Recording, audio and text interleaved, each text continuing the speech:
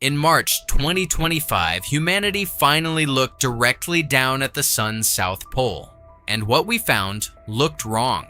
Instead of one clean magnetic pole, scientists saw a chaotic patchwork of north and south magnetic fields tangled together, like someone dumped two boxes of refrigerator magnets into a washing machine and hit the spin cycle.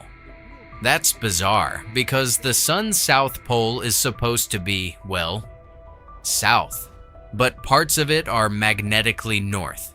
Other parts are south. And the entire region appears to be tearing down its old magnetic structure and building a new one while we watch. So, is the sun malfunctioning? Is this magnetic chaos a warning that a monster solar storm is coming? Or have we simply caught our star doing something it's been quietly doing for billions of years?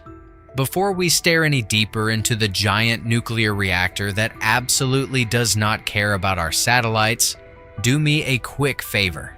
Hit subscribe, tap like, and tell me in the comments, would you rather explore the sun from a spacecraft or stay safely on Earth with 93 million miles of personal space? Alright, so here's the thing. Until recently, nearly every detailed image of the sun had been taken from roughly the same direction, the side. Earth and most of the planets orbit the sun inside a relatively flat region called the ecliptic plane. Most of our solar observatories travel through that same general neighborhood. Imagine trying to inspect the top of someone's head while you're only allowed to stand at eye level. You might see the forehead. You might glimpse the sides. But you're not getting a clear view of what's happening on top. That was our problem with the sun. We've photographed sunspots, watched enormous eruptions, and mapped loops of plasma large enough to swallow Earth. But the poles remained frustratingly distorted near the edge of our view.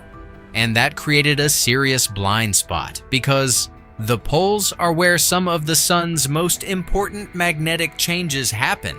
The Ulysses spacecraft flew above and below the sun's poles during missions that began in the 1990s.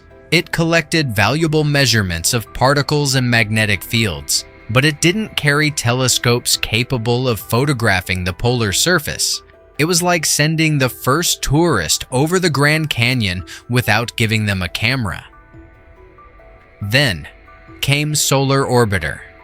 Launched in 2020, the spacecraft was designed to do something extremely difficult: tilt its orbit away from the planetary plane and gradually look down on the sun from higher latitudes. But here's the frustrating part. You can't simply point a rocket toward the sun's pole and press the accelerator. Changing the angle of an orbit around the sun requires an enormous amount of energy. A spacecraft can easily fall inward or move outward. Tilting the entire orbit is the real nightmare, so engineers used Venus. Solar Orbiter repeatedly swings past the planet, stealing a tiny amount of its orbital momentum to reshape and tilt its own path. It's basically cosmic pinball, except every calculation has to be perfect. Venus is moving at tens of thousands of miles per hour, and losing the game means missing your scientific target by millions of miles. But why go through all that trouble? Because without a clear view of the poles, we're trying to understand the sun's magnetic engine while missing one of its most important moving parts.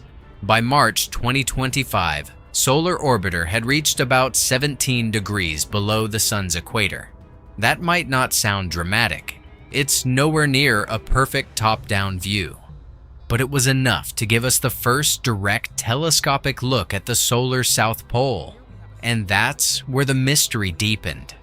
If the sun behaved like a simple bar magnet, it would have one dominant magnetic polarity in the north and the opposite polarity in the south. But the sun isn't a solid magnet. It's a rotating sphere of electrically charged plasma. Its equator rotates faster than its polar regions. Hot material rises, cooler material sinks, and enormous currents move beneath the visible surface. In other words, the sun is less like a bar magnet and more like a magnetic pot of boiling soup. And every 11 years or so, all that motion twists the sun's global magnetic field until the north and south poles reverse. North becomes south. South becomes north. This usually happens around solar maximum, the most active phase of the solar cycle, when sunspots, flares, and eruptions become more common. But the reversal isn't instantaneous. There's no giant switch inside the sun labeled reverse polarity. Instead, the old polar field weakens.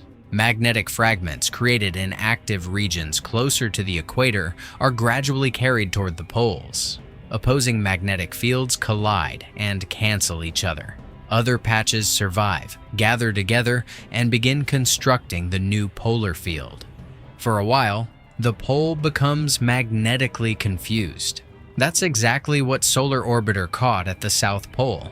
Patches representing both magnetic directions scattered across the region, including areas extremely close to the pole itself. So this isn't evidence that the sun has suddenly broken. The bizarre part is that we've never been able to watch the process this clearly before. Think of it like arriving at a construction site halfway through demolition. The building looks chaotic because the old structure is coming down before the new one has been completed. The sun's south pole is under magnetic renovation, but scientists still don't fully understand how that renovation works. Solar Orbiter's observations revealed enormous cellular patterns called supergranules. These are regions of moving plasma, each tens of thousands of miles across, that help gather magnetic fields along their boundaries. Picture the surface of boiling oatmeal. Material rises near the center of each cell, spreads outward, and sinks around the edges. Except this oatmeal is made of plasma. The cells can be wider than Earth, and touching it would result in a very negative Yelp review. Researchers tracking the South Polar region found that parts of this magnetic network were drifting toward the pole at roughly 10 to 20 meters per second. That's around jogging speed. It sounds painfully slow, but on the scale of the sun, even a gentle flow can transport huge amounts of magnetic flux over months and years. This poleward movement acts like a massive conveyor belt, carrying magnetic material toward the region where the new polar field will eventually take control. And that raises an interesting question. Does knowing that the sun's magnetic poles are rebuilt by fields moving at jogging speed make it feel more predictable? Or somehow even stranger? Drop your answer in the comments, because this slow magnetic migration may help decide how violent the next solar cycle becomes. The polar fields act like seeds for the following cycle. Their strength near solar minimum can give scientists clues about how active the sun may become in the future. A strong rebuilt polar field could contribute to a more intense future cycle. A weak field could point toward lower activity. Although the sun has a long history of publicly humiliating anyone who tries to predict it with too much confidence, better polar measurements could improve forecasts of major solar storms. These storms can blast radiation and charged particles through the solar system. They can interfere with satellites, disrupt high-frequency radio, reduce GPS accuracy, and create electrical currents inside power infrastructure. For astronauts traveling beyond Earth's protective magnetic field, radiation from a powerful solar event could become an immediate threat. No, the strange South Pole doesn't mean a civilization-ending flare is headed toward Earth tomorrow. The real danger is uncertainty. Modern civilization depends on technology operating in environments directly affected by the sun. The more precisely we understand its magnetic engine, the more warning satellite operators, airlines, astronauts, and power grid managers may receive when that engine throws something in our direction. Solar Orbiter is also observing different layers of the solar atmosphere. One instrument maps magnetic fields near the visible surface. Another watches million-degree plasma in the sun's outer atmosphere. A spectrograph examines light produced by elements such as carbon, oxygen, and neon to measure temperature and movement. By combining those views, scientists can connect magnetic changes near the surface with jets, flows, and eruptions higher above it. That could also help answer another major mystery: how the solar wind escapes the sun and accelerates through the solar system. Of course, collecting these measurements requires placing delicate cameras alarmingly close to a star. At its closest approach, Solar Orbiter experiences sunlight roughly 13 times more intense than a spacecraft near Earth. Most of the probe hides behind a multi-layer heat shield capable of surviving temperatures above 500 degrees C. Its telescopes look through small protected openings in that shield. So the spacecraft is essentially wearing industrial-strength sunscreen while peeking at the sun through tiny windows. And the view should soon become even better. A planned Venus flyby in December 2026 is expected to increase Solar Orbiter's viewing angle to about 24 degrees.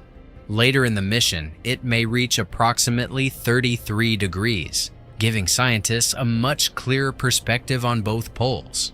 They'll be able to watch the mixed magnetic patches disappear, track the new polar fields as they strengthen, and compare how the northern and southern hemispheres rebuild themselves. The two poles may not reverse at the same speed. They may not even follow the same pattern. And that asymmetry could help explain why some solar cycles become unusually violent, while others arrive as cosmic disappointments. So subscribe if you want to follow what Solar Orbiter discovers after its next Venus encounter, because we may soon get our clearest look yet at the moment magnetic chaos begins turning back into order. For thousands of years, humanity saw the sun as a bright, almost perfect disk crossing the sky. Now we can watch its poles flip, its magnetic fragments migrate, and its atmosphere throw matter across interplanetary space. And that strange South Pole, the one that looked like a washing machine full of mismatched magnets, isn't evidence that the sun is failing. It's the temporary chaos of a star rebuilding itself. Eventually, one magnetic direction will dominate. The tangled patches will fade. The construction site will clear. Order will return, but only until the sun begins tearing it all down again. Read the field. Respect the star.